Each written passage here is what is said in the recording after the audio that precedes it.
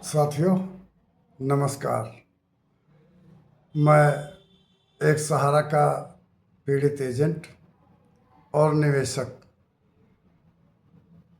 मेरे पूरे परिवार को सहारा इंडिया समूह के प्रबंध तंत्र ने तबाह कर दिया। साथियों, मैं कुछ अपनी समस्या यूँ बताना चाहता हूँ कि लगता है कि सहारा इंडिया समूह में हमारे जीवन भर की कमाई और जीवन भर के जो सपने सजाए थे, चाहे वो बेटी की शादी हो, चाहे वो मकान बनाने का हो, चाहे परिवार के सदस्यों के इलाज के लिए हो, वो सब चकनाचूर हो रहे हैं। मैं साथियों आज अपनी ही समस्या को लेकर आया हूँ, जिससे समस्त निवेशक, जो देश के 13 करोड़ निवेशक और लगभग 12 लाख एजेंट साथी हैं, वो सब एक परेशानी को देखें कि कैसे कैसे जीवन कट रहे हैं लोगों के।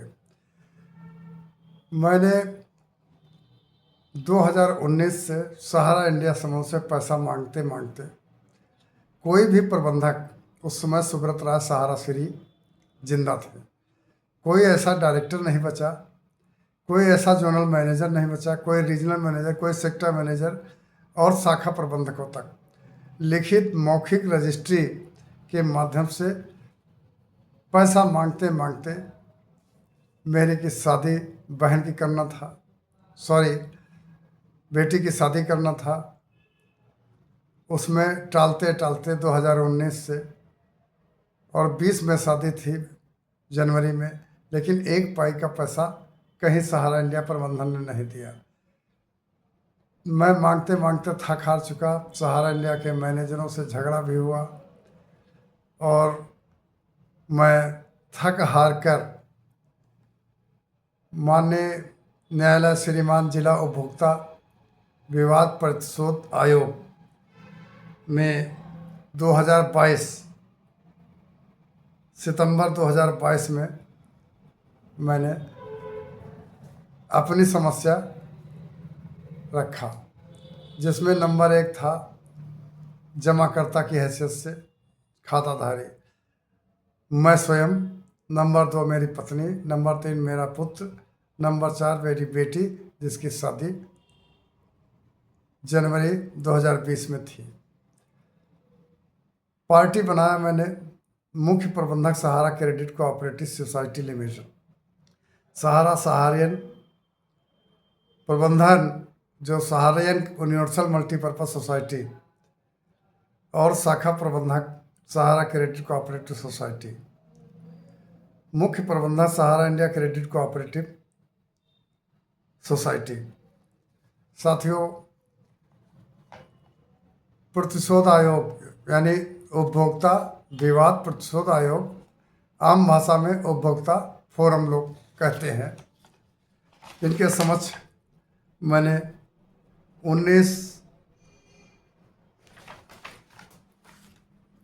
17/3/22 को अपनी समस्या को रखा, जिसमें हमने समस्त तथ्य आंकड़े रखा और सभी जगहों पर नियमानुसार रजिस्टर्ड कार्रवाई होती रही, लेकिन सहारा इंडिया समूह से कोई भी व्यक्ति नहीं है और कई बार रजिस्ट्रियाँ की गई उन कंपनियों के पते पर।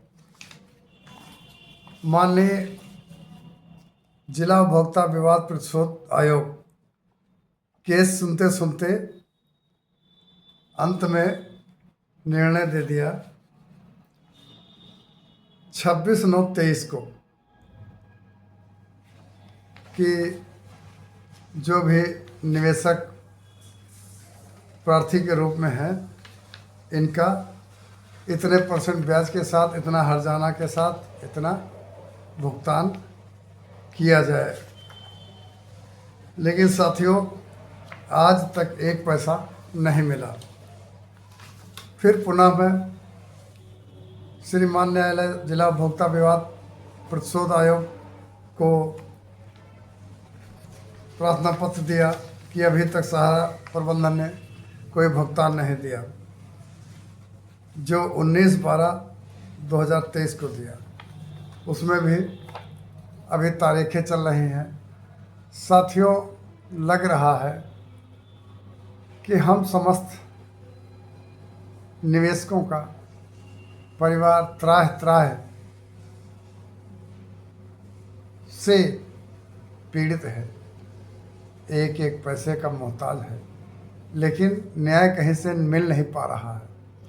तारीख पर तारीख अभी भी हो रही हैं और सहारा इंडिया प्रबंधन, सहारा की चारों क्रेडिट सोसाइटियों के प्रबंधकों के ना तो अधिवक्ता कभी कोई आए और ना उनके जिम्मेदार प्रबंध तंत्र के लोग आए, और अभी तारीख चल रही है।